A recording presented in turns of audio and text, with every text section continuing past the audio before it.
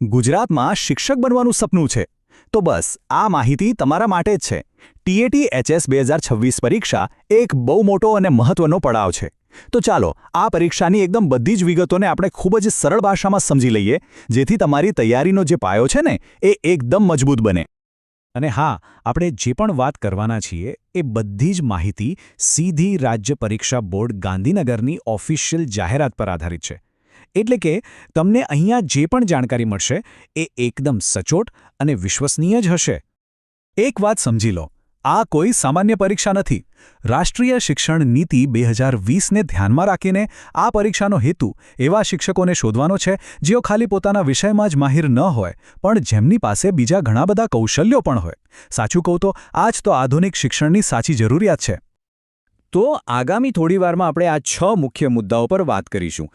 પરીક્ષા શું છે, કઈ તારીખો છે, કોણ અરજી કરી શકે, પેપર સ્ટાઇલ કેવી હશે અને ફોર્મ કેવી રીતે ભરવું, બધું જ આવરી લઈશું. અંત સુધીમાં મનમાં કોઈ પણ સવાલ નહીં રહે એની ખાતરી છે. તો ચાલો શરૂઆત કરીએ એકદમ મૂળભૂત પ્રશ્નથી કે આ ટાટ એચએસ પરીક્ષા આખરે છે શું અને શા માટે એ આટલી બધી મહત્વની ગણાય છે? જો ટેટ એચએસ એ 2 સ્ટેજની પરીક્ષા છે. પહેલી પ્રિલિમ્સ અને પછી મેઇન્સ. આનો સીધો મતલબ એ થયો કે ઉમેદવારોનું ફક્ત વિષયનું જ્ઞાન જ નહીં, પણ એમની લખવાની આવડત અને વિષયની ઊંડાણપૂર્વકની સમજ પણ ચકાસવામાં આવશે. અને સારી વાત એ છે કે આ પરીક્ષા ગુજરાતની સરકારી અને ખાનગી બંને શાળાઓ માટેના દરવાજા ખોલી આપે છે. ઓકે, પરીક્ષા વિશે તો જાણી લીધું. હવે મનમાં પહેલો સવાલ એ જ આવે કે ભાઈ, ફોર્મ ક્યારે ભરાશે અને કોણ કોણ ભરી શકશે? તો ચાલો હવે સીધા એ જ મુદ્દા પર આવીએ, મહત્વની તારીખો અને લાયકાતના માપદંડો. ઓકે, તો આ તારીખો છે ને એને તો અત્યારે જ તમારા કેલેન્ડરમાં નોંધી લો. ખાસ કરીને પેલી ઓનલાઈન રજિસ્ટ્રેશનની તારીખ એ તો ભૂલથી પણ ચૂકાય નહીં હો, કારણ કે અહીંયા એક દિવસની ભૂલ પણ તમને આખી સ્પર્ધામાંથી બહાર કરી શકે છે.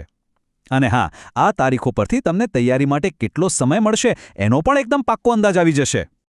લાયકાત માટે મુખ્યત્વે 2 વસ્તુઓ જરૂરી છે. એક તો પોસ્ટ ગ્રેજ્યુએટ ડિગ્રી અને બીજું બીએડની ડિગ્રી. પણ અહીંયા એક બહુ સરસ વાત એ છે કે જો તમે આમાંથી કોઈ પણ કોર્સના છેલ્લા વર્ષમાં ભણતા હો તો પણ તમે અરજી કરી શકો છો. આ ખરેખર એક સુવર્ણ તક છે. હવે જરા પરીક્ષા ફી પર નજર કરી લઈએ. સામાન્ય કેટેગરીના ઉમેદવારો માટે ફી ₹500 રાખવામાં આવી છે, જ્યારે એસસી, એસટી, એસસીબીસી, ઈડબ્લ્યુએસ અને પીએચ કેટેગરીના ઉમેદવારો માટે રાહત છે, એમને ₹400 ફી ભરવાની રહેશે. ચાલો, તારીખો અને લાયકાતની વાત તો સ્પષ્ટ થઈ ગઈ. હવે આવે છે પહેલો અને સૌથી મોટો પડાવ, પ્રારંભિક પરીક્ષા એટલે કે પ્રિલિમ્સ.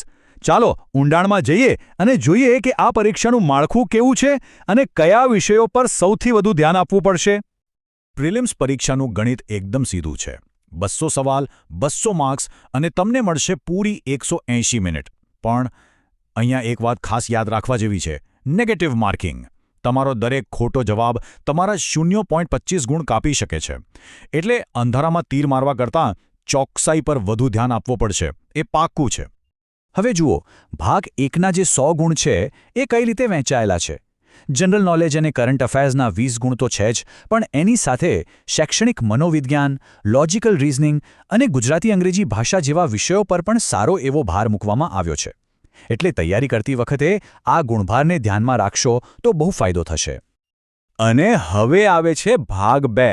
સાચું કહું ને તો આ જ આખી પરીક્ષાનો ગેમ ચેન્જર સાબિત થઈ શકે છે. આ 100 ગુણ પૂરેપૂરા તમારા પોતાના મુખ્ય વિષય પર આધારિત હશે.